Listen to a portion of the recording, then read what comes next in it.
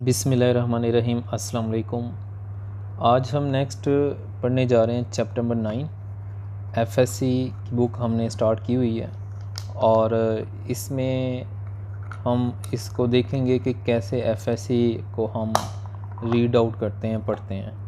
ठीक है, तो इसमें फ़र्स्ट ऑफ़ ऑल ये बुक मैंने यहाँ पे ओपन की हुई है। चैप्टर 9 आज हम देखने वाले हैं। चैप्टर रीड कर लिया था, तो इसमें जो टेबल ऑफ कंटेंट है वो हमने wave front, Huygens principle, superposition of light, ठीक है, इंटरफेरेंस देखनी है, Huygens, Young's double slit experiment, फिर pattern film, pattern colour in pattern in thin film, फिर न्यूटरिंग्स देखना है, माइकलसन इंटरफेरोमीटर, डिफ्रैक्शन देखेंगे, फिर सिंगल स्लिट में डिफ्रैक्शन देखेंगे, फिर इक्वेशन बनानी है मिनिमा मैक्सिमा के लिए, इक्वेशन ड्राइव करेंगे D sine theta equal M lambda, और देन हम डिफ्रैक्शन ग्रेटिंग फार्मूला देखेंगे, फिर एक्सरे डिफ्रैक्शन देखेंगे, ठीक है, यूजेस देखेंगे इसके, फिर उसके बाद देखेंगे कि ट्रांसवर्स वेव कौन सी होती है, कैसे पता चला ये ट्रांसवर्स वेव है लाइट, फिर देखेंगे पोलराइजेशन देखेंगे, और एंड पे उसके देखेंगे कैसे डिटेक्ट करते हैं। ये था इसकी कंटेंट है, ये इस चैप्टर में हमने पढ़ना है। तो स्टार्ट लेते हैं हम फर्स्ट इधर यहाँ पे सबसे पहले इधर मेंशन किया हुआ लाइट जो है वो सेंसेशन ऑफ विजन प्रोड्यूस करती है, ठीक है। और ये किसने सबसे पहले बताया था कि लाइट वेव है? हाइजेंस ने बताया था 1678 में, 1678 में, ठीक है। और इसको फर्स्ट टाइम इसने बताया लाइट इज़ अ वेव, और इसमें इसने बताया कि लाइट स्पेस में ट्रेवल करती है। और यंग्स ने एक्सपेरिमेंट किए, यंग्स डबल स्लिट ने एक्सपेरिमेंट में से यंग्स ने प्रूव किया 1801 में कि लाइट वेव नेचर रखती है। अच्छा, मुझे जो वैल्यू याद होती है ना वो 1800 में होती है, इंग्लिश में 1801 की बजाय मैं 1801 कहता हूँ तो याद होती है, क्योंकि शुरू में ही इसी तरह उर्दू मीडियम में ये याद की हुई हैं, जहन में ये ज़बान पे ये चढ़ी हुई हैं। तो आप भी जैसे आपको ईजी लगता है। पिछला मैंने बताया कि 1678 में उसने बताया था फर्स्ट टाइम हाइजेंस कि वेव होती है लाइट, और 1801 के अंदर इसने बताया हमें, यंग्स ने हमें बताया कि ये लाइट वेव नेचर रखती है, और ये इसने प्रूफ भी कर दिया था एक्सपेरिमेंट से। फिर वेव फ्रंट देखते हैं। वेव फ्रंट क्या होता है? बेसिकली लाइट जब ट्रैवल करती है, ये सोर्स है बल्ब लाइट करें तो लाइट सर्कल में ट्रैवल करती है, तो जो ये सरफेस बन रही है, जिस सरफेस में ट्रैवल करती है, इनको हम वेव फ्रंट कहते हैं, ठीक है। वेव फ्रंट की डेफिनेशन भी दी हुई है, वे surface on which all points have same phase of vibration is known as phase wave front. मतलब ये सरफेस है, इस पर तमाम पार्टिकल एक जैसी वाइब्रेशन कर रहे हैं, तो इसको वेव फ्रंट कहेंगे इस सरफेस को जिसके ऊपर वो ये एक जैसी वाइब्रेशन कर रहे हैं, ठीक है। रेडियस एक जैसा होता है तो सब एक जैसी वाइब्रेशन करे होंगे, 1 2 3 वेव फ्रंट है। और इन पे स्ट्रेट लाइन ड्रा कर लें तो ये straight line in wave front पे परपेंडिकुलर होगी, तो इस ये जो रेड कलर में लाइन आ रही है इसको रे ऑफ लाइट कहेंगे या लाइट रे कहेंगे। और दो वेव फ्रंट के दरमियान जो डिस्टेंस आता है उसको वेवलेंथ कहते हैं, लैम्डा कहते हैं, ठीक है। और ये इधर अभी लाइन रे की हमने बात कर ली। लाइन रे ये ऐसी लाइन जो परपेंडिकुलर और डायरेक्शन बताए उसे कहते हैं रे ऑफ लाइट। फिर हमने इसमें देख लिया प्रोपोगेट जब लाइट करती है तो स्फेरिकल वेव फ्रंट में भी करती है, और स्फेरिकल में भी करती है, और प्लेन वेव फ्रंट में भी करती है। ये हमने इधर देख लिया कि जो जब ट्रेवल करती है वेव फ्रंट की फॉर्म में तो स्फेरिकल में होती है, ये स्फेरिकल वेव फ्रंट है। स्फेरिकल वेव फ्रंट की एग्जांपल क्या है? पॉइंट सोर्स सेंटर पे रखा होता है, तो ये इसकी एग्जांपल लिखी हुई है, पॉइंट सोर्स जो है वो स्फेरिकल वेव फ्रंट प्रोड्यूस करते हैं। और प्लेन, ये प्लेन वेव फ्रंट है, ठीक है। प्लेन वेव फ्रंट की एग्जांपल क्या होती है कि सन से जो लाइट आ रही है वो प्लेन वेव फ्रंट की फॉर्म में आ रही है, क्योंकि वेरी अवे है। या आप क्या करें, स्फेरिकल का स्मॉल पोर्शन लें, तो ये जो स्मॉल पोर्शन आएगा ये क्या कहलाएगा? प्लेन वेव फ्रंट कहलाएगा, ठीक है। तो इधर ये लिखी हुई है प्लेन वेव फ्रंट के बारे में क्या है।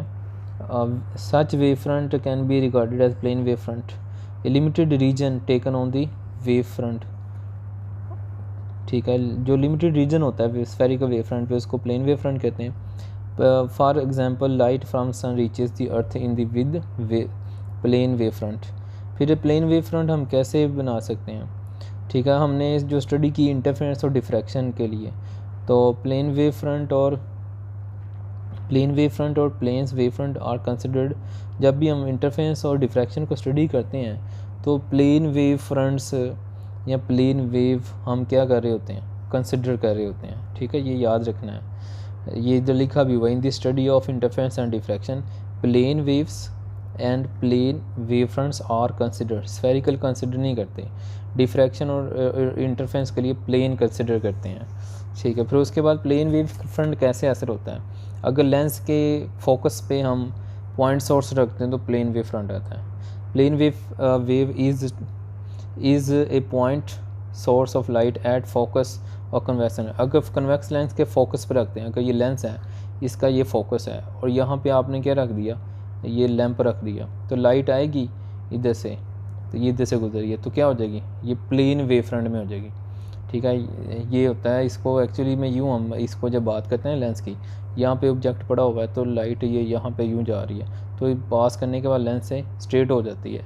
जब फोकस पे ऑब्जेक्ट पड़ा हो, ये फोकस पे पड़ा हुआ, इधर मैंने वो स्फेरिकल बना के बताए, इधर समझाने के लिए स्ट्रेट बना के बताया।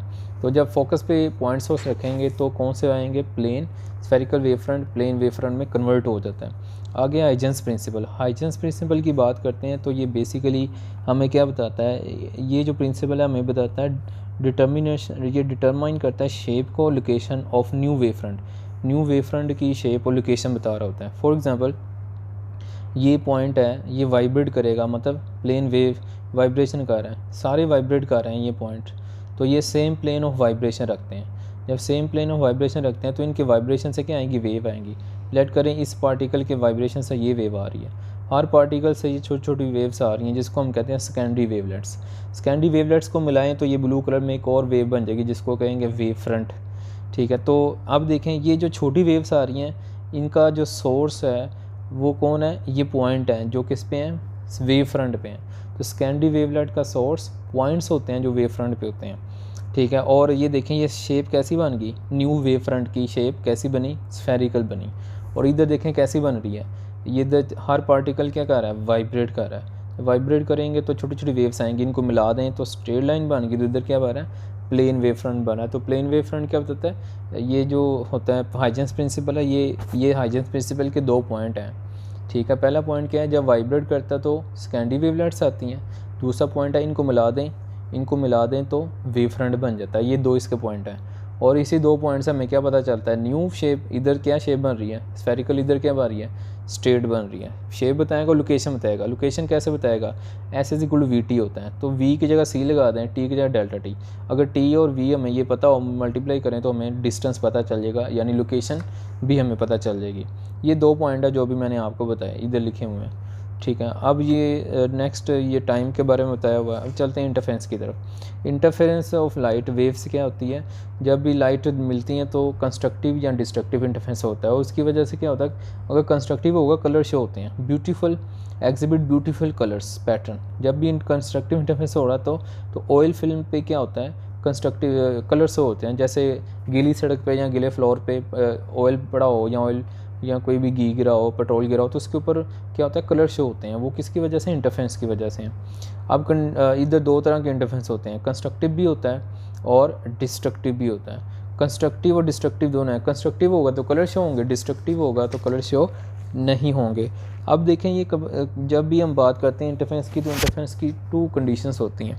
पहली कंडीशन ये है कि लाइट मोनोक्रोमेटिक होनी चाहिए, मतलब सेम कलर की हो या सेम वेवलेंथ की या सेम फ्रिक्वेंसी की हो।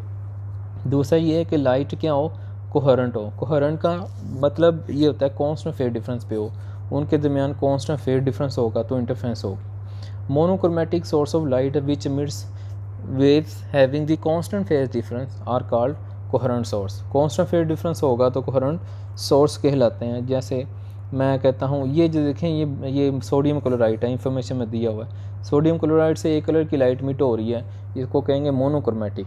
ठीक है, यहाँ एक कलर की है या सिंगल फ्रिक्वेंसी की है या सिंगल वेवलेंथ की है, इसको मोनोक्रोमेटिक लाइट हमने कह दिया। ठीक है, अब देखें इसमें इसकी बात हम करते हैं। इधर अगर बात करें तो इसकी होगी। अब इधर लिखा हुआ है कि हाइजेंस प्रिंसिपल क्या करता है, which send out secondary wavelets are also coherent source. Secondary wavelets जो आते हैं, ठीक है, उसको भी क्या कहते हैं, कोहेरेंट ही होते हैं, ठीक है। हाँ, वेव फ्रंट्स से सेकेंडरी वेवलेट्स आते हैं तो वेवलेट्स भी कोहेरेंट ही होते हैं, ठीक है। ये जनरल सी बातें। ये अब चलते हैं नेक्स्ट, हाइजेंस प्रिंसिपल है। अभी आपको बता गए हूँ, हाइजेंस ने 1801 के अंदर क्या किया, एक्सपेरिमेंट किया, प्रूफ कर दिया light is a wave nature. Light की दो नेचर होती हैं, पार्टिकल नेचर होती है जो कि सेकेंड ईयर की बुक में है, इधर हम ये देख रहे हैं कि ये वेव नेचर होती है इसकी, ठीक है। और ये एक्सपेरिमेंट किया इसने, ये एक्सपेरिमेंट की जनरल फॉर्म है, और ये स्फेरिकल, ये प्लेन वेव फ्रंट आ रही है, और यहाँ पे ये पड़ी, और यहाँ पे 2 स्लिट्स पे पड़ी, तो आगे फिर वेवलेट्स आई, तो मिलने से मैक्सिमा और मिनिमा आ रहे। मैक्सिमा मीन कंस्ट्रक्टिव इंटरफेरेंस होगा, और मिनिमा मीन डिस्ट्रक्टिव इंटरफेरेंस होगा। दो मैक्सिमा के दरमियान डिस्टेंस हो तो इसको डेल्टा वाई से लिखते हैं, या दो मिनिमा के दरमियान डिस्टेंस हो इसको भी डेल्टा वाई से लिखते हैं, और दोनों इक्वल हैं। ये साइज़, ये वाला डिस्टेंस इक्वल होंगे, आगे चल के ये देखेंगे भी। और जो हमारे पास ब्राइट फ्रिंज बनती है उसको मैक्सिमा, जो डार्क फ्रिंज बनती है उनको मिनिमा कहते हैं। फ्रिंज मीन ये जो कलर बन रहे हैं इनको हम फ्रिंज कह रहे हैं, और ब्राइट है तो मैक्सिमा, डार्क है तो मिनिमा। ये एक्सपेरिमेंट अरेंजमेंट है, इसको आगे चलते हैं। इससे हमने जो फार्मूला ड्राइव करना है, हमें ये फार्मूला हमें पता हो, ये एक फार्मूला आएगा। दूसरा ये पावर डिफरेंस का होता है, कंस्ट्रक्टिव के डिस्ट्रक्टिव के लिए, ठीक है, पावर डिफरेंस। और ये वाला किसके लिए, कंस्ट्रक्टिव के लिए। हमें जो मेन पॉइंट की तरफ चलना है वो ये है कि इधर से हम ये फार्मूला ड्राइव करते हैं। ये फार्मूला क्या बताता है, पोजीशन बताता है, ठीक है। अगर सेंटर पे है तो ये सेंटर है, ठीक है, तो सेंटर से कितना ऊपर की तरफ है ये मैं कहता हूँ पॉइंट है, तो ये वाई होगा। फ्रिंज का सेंटर तक डिस्टेंस वाई होगा, और दो फ्रिंजेस के दरमियान डिस्टेंस क्या होगा, डेल्टा वाई होगा, ठीक है। तो ये बस फ़र्क है। ये कंस्ट्रक्टिव के लिए, कंस्ट्रक्टिव फ्रिंज का डिस्टेंस है सेंटर से, और ये डिस्ट्रक्टिव फ्रिंज का डिस्टेंस है सेंटर से। एम हाफ डिस्ट्रक्टिव को शो कर रहा है, और एम क्या कर रहा है, कंस्ट्रक्टिव को शो कर रहा है। और यहाँ पे दो फ्रिंजेस के दरमियान डिस्टेंस का फार्मूला होता है एल लैम्डा वर डी, और ये क्या होता है, एल लैम्डा वर डी, और साथ एम आ रहा है, ऑर्डर ऑफ फ्रिंजेस, ठीक है, कितनी फ्रिंज बन रही हैं। इधर एम प्लस हाफ आ रहा है और इधर एम नहीं है, ठीक है। जब फ्रिंज दो मैक्सिमा के दरमियान डिस्टेंस एम नहीं आएगा, बाकी सेम है एल लैम्डा वर डी, इधर भी एल लैम्डा वर डी है, बस एम ज़्यादा आ रहा है, ठीक है। तो एम जो आ रहा है ऑर्डर ऑफ फ्रिंजेस हैं। अगर एम 0 है तो सेंटर पे फ्रिंज बनेगी, अगर एम 1 है तो सेंटर से ऊपर पहली फ्रिंज होगी, एम 2 है तो सेंटर से ऊपर वाली दूसरी होगी, ठीक है। एम 3 है तो सेंटर से ऊपर वाली तीसरी होगी, ये सेंटर है लेट, तो पहली दूसरी तीसरी। अगर एम 0 है तो सेंटर पे फ्रिंज होगी, और सेंटर पे याद रखना है सेंटर में हमेशा ब्राइट यानी मैक्सिमा बनता है, ब्राइट फ्रिंज बनती है, या हमेशा सेंटर पे मैक्सिमा बनता है, ये याद रखना है आपने, ठीक है। अब देखें, ये हमने देख लिया। अब इधर से आप देख सकते हैं, अगर लैम्डा को बढ़ाएं, एल को बढ़ाएं, डी को बढ़ाएं, तो ये डेल्टा वाई पे क्या फ़र्क पड़ेगा। सिमिलर इधर एल डी एल को चेंज करने से वाई पे क्या फ़र्क पड़ेगा। वाई का नाम पोजीशन ऑफ फ्रिंज है, और डेल्टा वाई का नाम क्या है, फ्रिंज सेपरेशन है। फ्रिंज सेपरेशन है यानी दो फ्रिंज के दरमियान डिस्टेंस है, ठीक है। अब इंटरफेरेंस इन थिन फिल्म देख लेते हैं। ये और ये वाटर है, वाटर के ऊपर ये जो लेयर है ये ऑयल की लेयर है, ठीक है। और इस पे लाइट आई, कुछ क्या कर गई, लाइट रिफ्रैक्ट हो गई, कुछ रिफ्लेक्ट हो गई। ये दोनों मिली, इन दोनों वेव्स के दरमियान पाथ डिफरेंस अगर हो एम लैम्डा तो कंस्ट्रक्टिव हो जाएगा, अगर एम प्लस हाफ लैम्डा हो तो ये डिस्ट्रक्टिव इंटरफेरेंस हो जाएगा, ठीक है। ये कंडीशन होती है इनकी, पाथ डिफरेंस को कहते हैं। हमने ये पिछले चैप्टर में पाथ डिफरेंस को भी देखा था, ठीक है। उसके बाद ये जो कंस्ट्रक्टिव इंटरफेरेंस होगा तो इधर कलर शो हो जाएंगे, कलर शो होंगे, कलर पैटर्न बन जाएगा, ठीक है। जैसे देखें पीकॉक की बात करें तो पीकॉक का ये फिगर है, इस पीकॉक के मोर के पर पे क्या होते हैं, डिफरेंट कलर्स होते हैं। और जो सो बबल होता है, सो बबल जब आप क्या करते हैं, हाथ मुँह धोते हैं तो सो बबल बनते हैं, उस पर भी कलर्स दिखाई देते हैं, वो भी किसकी वजह से हैं, इंटरफेरेंस की वजह से हैं। इंटरफेरेंस दो तरह का होता है, कंस्ट्रक्टिव भी होता है और डिस्ट्रक्टिव भी होता है। अगर कहीं पे डिस्ट्रक्टिव हो रहा है तो कलर शो नहीं होगा, अगर कंस्ट्रक्टिव हो रहा है तो कलर शो हो रहा होगा। और कंस्ट्रक्टिव किस किस का होता है, वाइट लाइट के लिए each colour separately constructive interference करते हैं। मतलब आपको पता है वाइट कलर में 7 कलर्स होते हैं, अगर मैं कहता हूँ ये वाइट लाइट है, इसमें 7 है, और इस वाइट लाइट के 7 क्या हो जाएंगे, लहदा लहदा हो जाएंगे। दूसरी भी एक वाइट लाइट है, उसके में भी 7 है, तो उसके भी 7 क्या हो जाएंगे, अलहदा हो जाएंगे। तो रेड रेड से मिलेगा, ग्रीन ग्रीन से मिलेगा, सेम कलर से मिलेगा। ईच कलर स्पेक्ट करेगा, जहाँ पे डिस्ट्रक्टिव होगा वहाँ पे कलर शो नहीं होगा, जहाँ पे कंस्ट्रक्टिव होगा वहाँ पे कलर शो होगा। और ये जो कंस्ट्रक्टिव इंटरफेरेंस होता है या डिस्ट्रक्टिव इंटरफेरेंस, ये पावर डिफरेंस पे डिपेंड करता है, ठीक है। पावर डिफरेंस आगे किस पे डिपेंड करता है, पावर डिफरेंस डिपेंड करता है, ये जो बता रहा हूँ ये पावर डिफरेंस ही है, ये फार्मूले जो आगे। पावर डिफरेंस किस पे डिपेंड करता है, थिकनेस पे डिपेंड करता है, नेचर ऑफ फिल्म पे, एंड एंगल ऑफ इंसिडेंट। इसने बुक में 2 पॉइंट बने हैं, एक्चुअली में ये 3 है। पावर डिफरेंस, थिकनेस और फिल्म, ये थिकनेस है, कितनी इसकी थिकनेस है फिल्म की, और नेचर ऑफ फिल्म, ये ऑयल की है, वाटर ऑयल की है, किसकी है, पेट्रोल की है या सोप की है, थिन फिल्म किसकी है, ठीक है। फिर एंगल ऑफ इंसिडेंट, ये एंगल ऑफ इंसिडेंट क्या होता है, जब फॉल की लाइट इधर से इधर गई तो ये वाला नॉर्मल से जो पहला एंगल है इसको इंसिडेंट कहेंगे, दूसरा एंगल ऑफ रिफ्रैक्शन कहलाता है, ठीक है। अब देखने लगे न्यूटन रिंग्स। न्यूटन रिंग्स क्या होते हैं, न्यूटन रिंग्स हम देखते हैं कि लाइट जब लेंस से आके ग्लास पे पड़ती है, कुछ रिफ्रैक्ट और कुछ रिफ्लेक्ट होती हैं। तो यहाँ पे ये माइक्रोस्कोप से देखते हैं कि हमें कलर पैटर्न दिखाई देता है, न्यूटन रिंग्स दिखाई देते हैं। सेंटर पे डार्क होता है और फिर ब्राइट डार्क ये ऐसे रिंग बन रहे होते हैं, इनको क्या कहते हैं, सर्कुलर रिंग, न्यूटन रिंग्स कहते हैं। और सेंटर पे हमेशा डार्क होता है। डार्क क्यों होता है ये इधर बताया हुआ है, क्योंकि सेंटर पे ये जब लाइट आएगी, इधर से लाइट आई इधर पड़ी, कुछ रिफ्लेक्ट होगी और कुछ रिफ्रैक्ट होगी।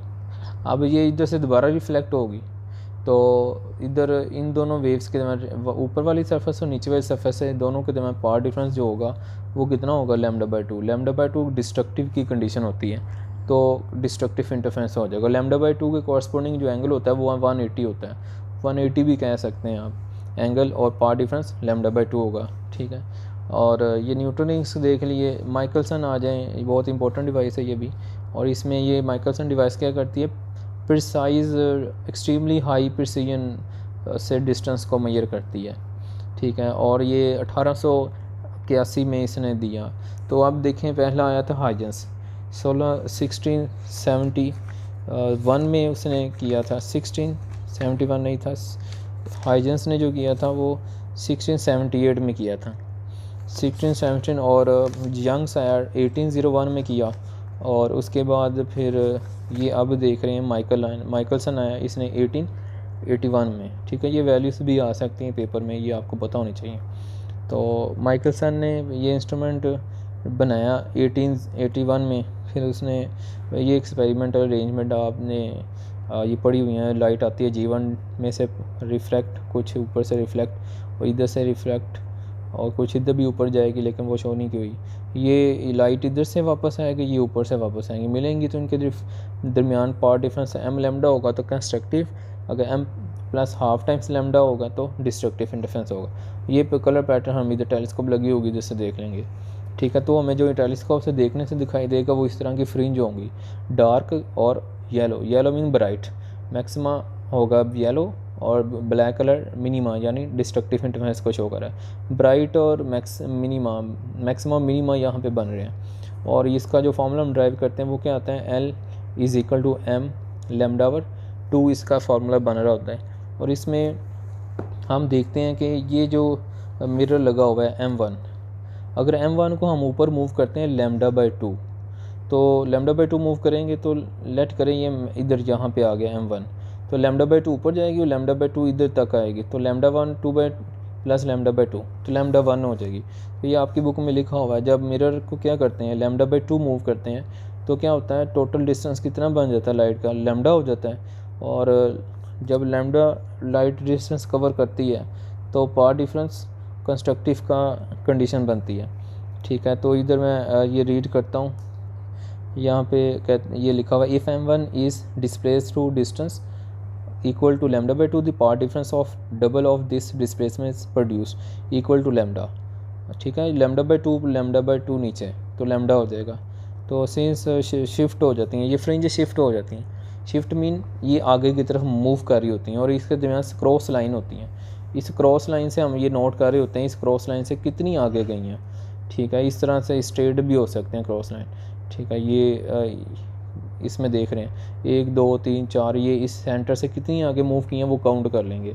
वो जो काउंट करेंगे नंबर ऑफ़ फ्रिंज को m लिखेंगे, ठीक है। और हमने कितना मूव किया था मिरर को, λ/2। λ/2 और फ्रिंज जो मूव किए हैं आगे सेंटर से उनको मल्टीप्लाई करें तो ये प्रिसाइज डिस्टेंस आता है, ठीक है। और इसमें ये लिखा हुआ है कि λ/4 अगर मूव करें मिरर M1 को ऊपर की तरफ, ये बताया ना ये मिरर M1 है, इस मिरर M1 को कितना मूव करेंगे अब λ/4, तो λ/4 ऊपर λ/4 नीचे, तो λ/2 हो जाएगा, ठीक है। λ/2 हो जाएगा। तो अब अगेन क्या होगा, ये हमें बताएगा clear difference between brightness and darkness. अब क्या होगा, λ/2 हमें बताएगा अगेन ये फ्रिंजेस आगे मूव करेंगे, वो काउंट कर लेंगे, उसको भी हम कहेंगे।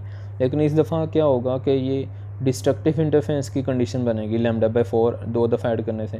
तो क्या होगा, डार्क किसकी जगह पे आ जाएगा, ब्राइट की जगह पे आ जाएगा, ठीक है। तो ये इसमें कंडीशन आ रही होती है, ठीक है। ये हमने इसमें देख लिया। और इसमें ये देखें अगर वेवलेंथ जो यूज़ कर रहे हैं माइकलसन में 400 है, तो इसका मतलब है जो प्रिसीजन आएगी वो 100 नैनोमीटर आएगी। 400 नैनोमीटर वाली वेवलेंथ लाइट यूज़ की, विजिबल लाइट, और जो हमें पास प्रिसीजन आएगी वो 100 नैनोमीटर या 10⁻⁻4 मिलीमीटर आएगी। और इतनी एक्यूरेसी प्रिसीजन के साथ हम एक्यूरेटली मेजर कर सकते हैं, ठीक है। और इसमें आ जाए माइकलसन क्या करता है, लेंथ मेजर कर लेता है स्टैंडर्ड मीटर की, और बताता है कि जो स्टैंडर्ड मीटर की लेंथ है वो क्या है 163.5 wavelength of red cadmium light. Red cadmium light की इतनी वेवलेंथ ली जाए तो वो स्टैंडर्ड मीटर की हमारे पास लेंथ होती है, ठीक है। डिफ्रैक्शन देखते हैं, डिफ्रैक्शन ऑफ लाइट मतलब लाइट क्या करती है, बेंड करती है। ये स्पॉट है, लाइट सोर्स है, ये ऑब्स्टैकल है, लाइट पड़ी बेंड की, इधर से भी बेंड की और साथ इसका शेडो इधर बन जाएगा। ये शेडो बन रहा है ब्लू कलर में, और ये लाइट इधर से इधर आ रही है, शो करने के लिए ब्लू है, ठीक है। तो अब देखें इसमें क्या हो रहा है, ये शेडो बन रहा है और सेंटर पे पॉइंट आ रहा है। तो लाइट डिफ्रैक्शन में क्या होती है, लाइट बेंड करती है ऑब्स्टैकल के क्रॉस। ऑब्स्टैकल इधर बॉल है, ठीक है, क्रिकेट बॉल है, ऑब्स्टैकल के क्रॉस बेंड करती है और साथ शेडो भी, ज्योमेट्रिकल शेडो भी आगे फॉरवर्ड करता है। ये इसकी डेफिनेशन लिखी हुई है, property of bending and spreading of waves into geometrical shadow. और लाइट जब बेंड करती है तो इसकी कंडीशन है, प्रोमिनेंट डिफ्रैक्शन कब होती है, जब क्या हो, वेवलेंथ लाइट की साइज़ के कंपेरेबल हो, wavelength equal to size of object हो या कंपेरेबल हो, तो फिर प्रोमिनेंट होती है, यानी ये लाइट की वेवलेंथ और ये जो ऑब्जेक्ट है दोनों का साइज़ इक्वल है, तो फिर डिफ्रैक्शन प्रोमिनेंट होगी। अच्छा, इसमें ये देख लिया डिफ्रैक्शन को, ये साइड पे इंफॉर्मेशन दी हुई है। अगर टू फिंगर्स को हम क्लोज़ कर लें तो जो फिंगर्स हम क्लोज़ करेंगे उनके दरमियान हमें देखें कुछ डिस्टेंस दिखाई देता है, इधर हमें कलर दिखाई देंगे। अगर इस ये जो मुझे फिंगर्स के दरमियान आपको डिस्टेंस दिखाई दे रहा है, इधर से आप लैम्प को देखेंगे तो आपको कलर दिखाई देंगे, यानी वो डिफ्रैक्ट कर रही होगी जिसकी वजह से कलर पैटर्न दिखाई दे रहा होगा। अब नैरो स्लिट में हमने क्या करनी है, देखनी है नैरो स्लिट में डिफ्रैक्शन देखनी है। लेट करें ये नैरो स्लिट है, ए और बी नैरो स्लिट है, नंबर ऑफ 9 वेव्स आ रही हैं, इधर डिफ्रैक्ट की पॉइंट ए पे मिली, तो इधर हमने जो पॉइंट ए पे आई तो देखें ये वेव 1 2 3 ये डिफरेंट वेव है। हम पहले लेट कर लेते हैं वेव 1 और 2, फिर 1 3, इस तरह डिफरेंट कंसिडर कर सकते हैं। लेकिन हम पहले क्या करेंगे 1 और 5 वेव लेंगे, यानी ये हमने कौन सी कंसिडर की 1 और 5 वेव कंसिडर की, तो वह वेव फर्स्ट और फिफ्थ वेव के दरमियान जो पाथ डिफरेंस होगा वो कितना होगा λ/2, और λ/2 हमें पता है डिस्ट्रक्टिव की कंडीशन होती है, डिस्ट्रक्टिव इंटरफेरेंस हो जाएगा, ठीक है। दे विल इंटरफेयर डिस्ट्रक्टिवली, और डिस्ट्रक्टिव होगा तो डार्क पॉइंट आता है, और ये हम इधर से सॉल्व करेंगे तो हमारे पास ये फार्मूला आ जाएगा, और इधर n लगा देंगे, n नंबर ऑफ m लगा देंगे, m ऑर्डर ऑफ फ्रिंज हो जाएगा, ठीक है, कितनी फ्रिंज बन रही है। और देखें इधर से जो पैटर्न आता है वो इस तरह का पैटर्न बनता है, सेंटर में हमेशा ब्राइट होता है, फिर dark bright dark bright dark. जैसे आगे बढ़ते जा रहे हैं तो देखें फ्रिंज के दरमियान डिस्टेंस क्या होता जा रहा है, पहले इधर कम था, ज़्यादा था, ज़्यादा है, ज़्यादा है, ज़्यादा है, तो आगे चलते जाएंगे तो इनके दरमियान डिस्टेंस क्या होता जाएगा, बढ़ता जाएगा, और सेंटर में मैक्सिमम है, बाकी साइड पे क्या होता जा रहा है, बढ़ता जा रहा है, इनकेस करता जा रहा है। ये पीछे भी बता के रहा था, सेंटर पे हमेशा मैक्सिमम बनता है। और ये हमारे पास आ गया फॉर इसके क्या आ गई d sin theta equal to m lambda आ गया, ये फार्मूला। इसमें क्या कहना है, ये जो m होगा ऑर्डर ऑफ फ्रिंजेस हैं, या ऑर्डर ऑफ मिनिमा है, क्योंकि मिनिमा हमने मैक्स डिस्ट्रक्टिव इंटरफेरेंस कंसिडर किया था, तो इसको ऑर्डर ऑफ मिनिमा कहेंगे। और ये 0 से स्टार्ट नहीं हो रहा, ये याद रख लें, जब भी डिस्ट्रक्टिव इंटरफेरेंस होगा तो 1 से स्टार्ट होगा। प्लस माइनस का मतलब है सेंटर की राइट साइड पे प्लस होगा, सेंटर की लेफ़्ट साइड पे नेगेटिव होगा, ठीक है। तो यहाँ पे क्या हो रहा है कि 1 2 3 नंबर ऑफ़ मिनिमा बन रहे हैं, ये डिफ्रैक्शन पैटर्न बनता है, इसमें बताया हुआ है। अब डिफ्रैक्शन ग्रेटिंग देखनी है। डिफ्रैक्शन ग्रेटिंग क्या होती है, ग्लास प्लेट है, ये लेट करें ये ग्लास प्लेट है, इस पे क्या करते हैं, मैकेनिकली रूल्ड करते हैं नंबर ऑफ़ लाइंस। ये जो मैकेनिकली रूल्ड करते हैं नंबर ऑफ़ लाइंस, ठीक है, ये स्लिट की तरह होती हैं, ठीक है। अब ये रफ सी डायग्राम बन गई है, ये क्लीन, बहुत neat and clean. Her 2 lines के दरमियान डिस्टेंस इक्वल होता है, हर 2 लाइंस के दरमियान डिस्टेंस को हम डी से लिखते हैं, ठीक है। जैसे आप देख लें टीवी स्क्रीन है या कोई भी ग्लास पानी पीने वाला ग्लास है, या आप ऐनक की ग्लासेस हैं ऐनक, उसके भी स्क्रैच आ जाते हैं, वो इसी तरह ही वो स्क्रैच भी क्या कहलाते हैं, डिफ्रैक्शन ग्रेटिंग है। इसकी बेस्ट एग्जांपल आप देखें तो ये सीडी आपने देखी होगी, सीडी में भी क्या होती है, बहुत बारीक लाइंस होती हैं। ये बारीक लाइन यानी स्क्रैच इसको कह लें, हर 2 लाइंस के दरमियान डिस्टेंस इक्वल होगा, तो इसमें डिफ्रैक्शन होगी। डिफ्रैक्शन से क्या होता है, कलर प्रोड्यूस होते हैं। तो इधर लिखा हुआ है fine ruling each 0.5 micrometre wide on compact disc. ये जो कम्पैक्ट डिस्क होती है ना, इनके दरमियान इस पे बहुत लाइंस होती हैं, और हर 2 लाइंस के दरमियान डिस्टेंस कितना होता है, 0.5 माइक्रोमीटर। माइक्रो कहते हैं 10⁻⁻6 को कहते हैं। लाइट डिफ्रैक्ट करती है तो कलर पैटर्न्स दिखाई दे रहा होता है। The diffraction light forms colour lens that are composite of diffraction pattern, ठीक है। ये इसमें बताया हुआ कलर इसमें शो हो रहे होते हैं। अच्छा, ये मैंने डिफ्रैक्शन ग्रेटिंग की आपको एग्जांपल बता दी, सीडी होती है, और इसके ऊपर जो लाइंस होती हैं टिपिकली वो 400 से 5000 लाइंस पर सेंटीमीटर। 1 सेंटीमीटर लेट 1 सेंटीमीटर में कितनी लाइंस होती हैं, 4 से लेकर 5000 तक इतनी लाइंस हो सकती हैं, ठीक है। और हर 2 लाइंस के अंदर डिस्टेंस को डिफ्रैक्शन ग्रेटिंग कहते हैं। और ये इसकी एक्सपेरिमेंटल डायग्राम है। 7 रेज हैं, इस 1 2 3 4 ये स्लिट्स हैं, लाइट पड़ी इधर डिफ्रैक्ट होंगे मिली। तो अब जो लाइट हम इधर कंसिडर करेंगे ना, तो करेंगे रे कंसिडर जो करेंगे वो होगी कंसिडर रे 1 एंड 2, फिर 1 and 3, 1 and 5, 1 and 2, 1 and 3, 1 and 5, 1 and 6, 1 and 7, इस तरह। पिछले टॉपिक में हमने क्या कहा था, इसमें कहा था 1 and 5, 1 and 5, then 5 and 7, 7 and 9, 1 and 5 and 5 and 9, इस तरह से कंसिडर की थी। लेकिन इधर इसके जो कंसिडर करेंगे 1 and 5 and 1 and 2, 1 and 3, 1 and 4, 1 and 5, ठीक है। तो इधर एक बात और इम्पोर्टेंट ये है कि ये जो फार्मूला ड्राइव होता है, इधर n आता है, इधर n बताता है अगर n 1 है ना, तो इसका मतलब है कौन सी रेज मिली होंगी, 1 एंड 2। अगर n 2 है तो 1 एंड 3, रे 1 और 3। अगर n 3 है तो इसका मतलब है कि 1 एंड 4 वेव होंगी। n 1 का मतलब 1 एंड 2, n 2 होगा तो इसका मतलब 1 एंड 3, n 3 होगा तो 1 एंड 4 वेव्स मिलेंगी, तो इंटरफेरेंस होगा। इधर कंस्ट्रक्टिव इंटरफेरेंस हम लेट करते हैं, और कंस्ट्रक्टिव इंटरफेरेंस के दरमियान पाथ डिफरेंस कितना होता है, लैम्डा होता है, ठीक है। तो हम जो इक्वेशन बना लेते हैं वो ये इक्वेशन बन जाती है। और इधर देखें ये 0 आ रहा है। अब 0 क्यों लेट करेंगे, क्योंकि हमने कंस्ट्रक्टिव इंटरफेरेंस लेट किया था, और कंस्ट्रक्टिव इंटरफेरेंस जब भी होगा तो फ्रिंजेस 0 से शुरू होंगी। और 0 कहाँ पे आता है, जब सेंटर पे ब्राइट फ्रिंज बनती है, हमेशा सेंटर पे हमेशा ब्राइट ही बनती है, सेंटर पे जो फ्रिंज बनेगी उसके लिए 0 लगाते हैं, ठीक है। और ये हमने देख लिया, इधर इससे पहले n नहीं था, n 1 होगा तो ये इक्वेशन हो जाएगी, और इधर 0 थीटा 0 होगा तो इमेज जो बनेगा वो सेंटर पे बनेगा। इसको कहेंगे this is known as 0 order image.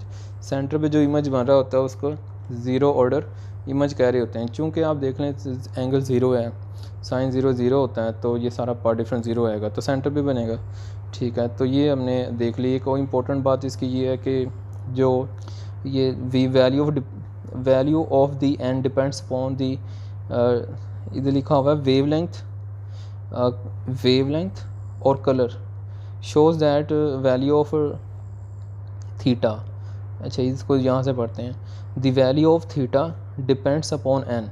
ये जो वैल्यू थीटा की आ रही है ये एन पे डिपेंड कर रही है, और जैसे जैसे एन बढ़ता जाएगा तो एंगल भी क्या होता जाएगा, बढ़ता जाएगा। एन बढ़ेगा, एन 2 है तो इसका मतलब पहली और तीसरी रे होगी, n 5 है तो पहली और 6 वेव होगी, ठीक है। इसी तरह ये बढ़ता जाएगा तो एंगल भी बढ़ता जाएगा, और आप देखेंगे कि हर कलर जो बढ़ रहा है वो ज़्यादा सेपरेट होगा। Colours are much separate in higher order. Higher order का मतलब n ज़्यादा होगा तो n ज़्यादा होने से कलर्स फिर ज़्यादा सेपरेट होना शुरू हो जाएंगे। ये देखें इधर कम सेपरेट हैं और अब बढ़ते जाएं इधर देखें ज़्यादा सेपरेट हैं, डिस्टेंस बढ़ता जाएगा, सेपरेट ज़्यादा होते जाएंगे।